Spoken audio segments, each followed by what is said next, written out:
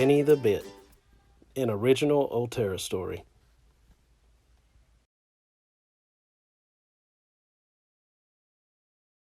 Benny the Bit is looking for oil. Little did he know, it's deep down in the soil. Once I get to the oil, I can get gas for the car.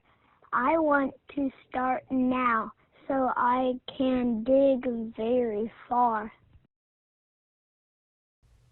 Benny dug and dug until he could not any more. He fell sound asleep and started to snore. He started to see the oil seep up, but it seemed the drilling success was just in his dreams. He woke up quickly with a thought in his mind. I know what I need, a new drill bit design. Off Benny went to his favorite engineer, a very smart man that could help him steer. He was then passed along to a manufacturing maze where he was prepped, heated, polished, and brazed. He knew something was off by the look of his steel. Benny then said, Please paint me teal.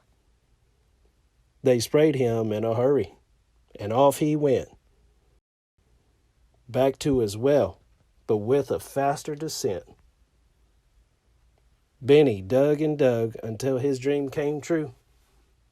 He reached the bottom and still looked brand new.